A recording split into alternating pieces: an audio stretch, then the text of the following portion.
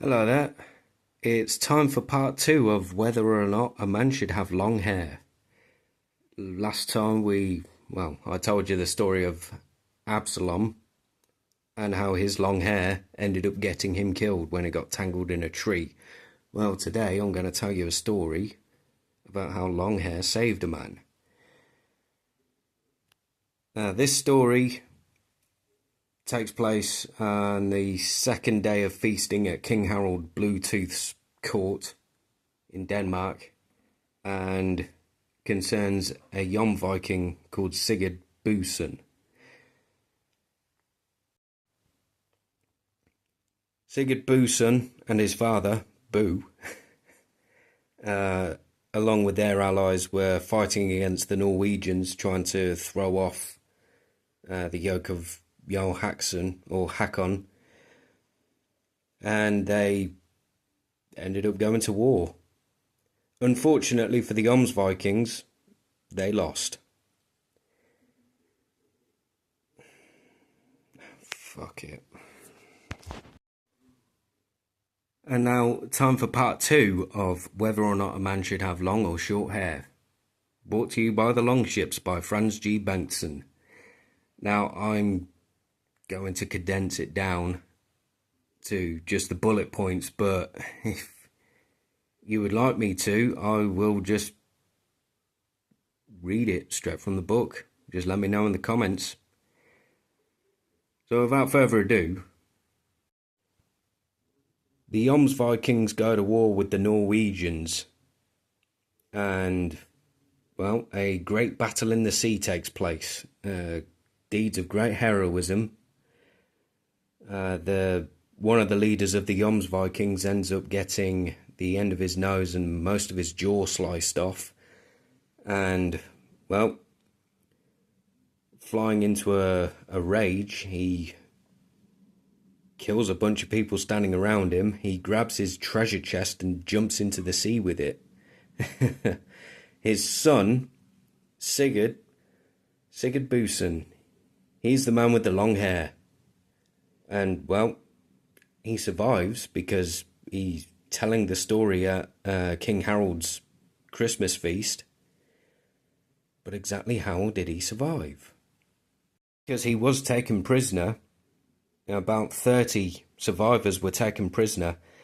They were tied with their feet bound with a long rope and then attached to a log.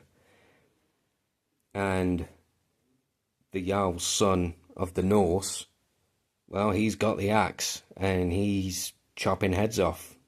Chop, chop, chop. Now, the leader of the group, his name's Vagan, he made a promise to kill him and to bed his daughter and to take all of his estates. So the man with the axe, he's got an axe to grind with Vagan. So he says, I'm going to make you watch all of your men die. And then I'm going to kill you. And you're not going to make good on your promise. Now, many of the Norse gathered around to watch and see how the Vikings would conduct themselves in the face of death. And the Vikings did not disappoint themselves. They were brave, they were stoic. Casual conversations broke out down the line about what it must feel like to have one's head cut off. One man even says, I have a brooch in my hand, and if my brain still works after my head's been chopped off, I will stick it in the ground. Unfortunately, when the axe fell on his neck, the brooch just fell to the ground. Very disappointing for everyone involved. Sigurd was not more afraid than the rest of the men tied to the log. However, he was disappointed that he didn't do anything in life that would be worthy of remembrance, so he thought he'd just get one last deed in. He pretended that he was concerned about getting blood in his hair and that he didn't want to go to Valhalla with a haircut and with blood in his hair. So he asked for someone to gather his hair up. And one man did just that.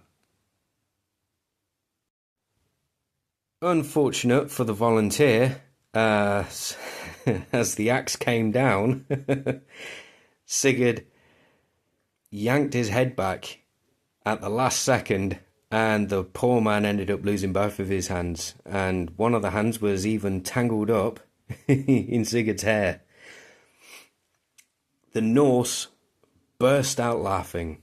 Well, everyone in King Harold's court burst out laughing, but Sigurd says, "The laughter that you are expressing now is as silence compared to the roar of laughter that came from the Norse that day."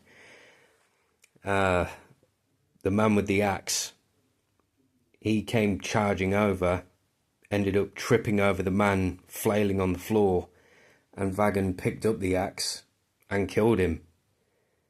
Just as he was about to bring the axe down, he said, "Know that I'm about to make good on the first half of my promise." Dead.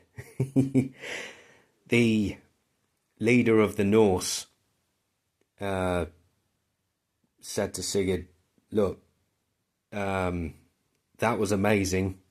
You can have your life back if you want it." Sigurd said yes. Then, for his bravery and his commitment to sticking to his vows, after completing the first half of his vow to kill the man and to bed his daughter, the Jarl said to him, "And you, I'll let you have your life back if you want it.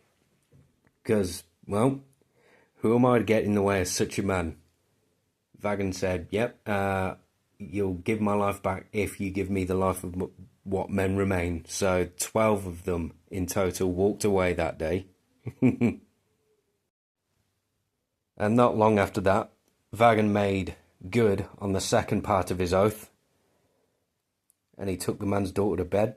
She was reputed to be the most beautiful woman in Norway, as well as extremely rich. And, well, to say he lived happily ever after, well, he was living happily.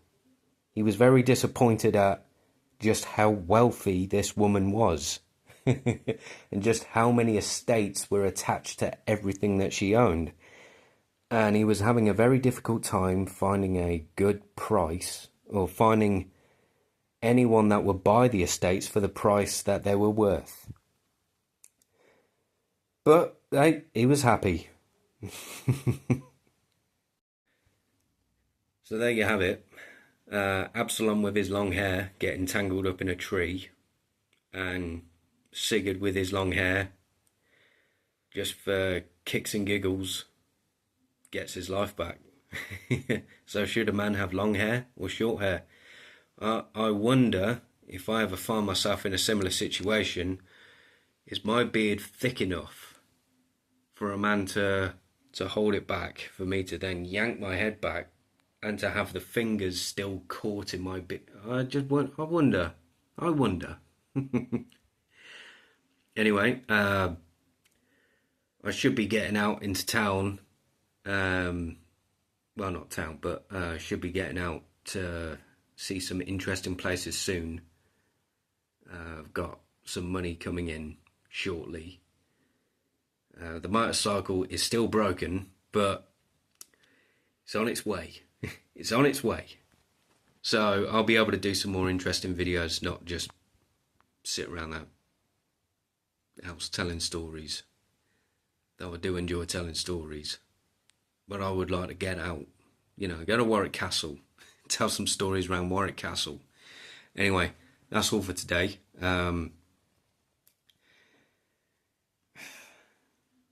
Send a like, share this video, subscribe. There you go, I've just said it. Right, take care, God bless.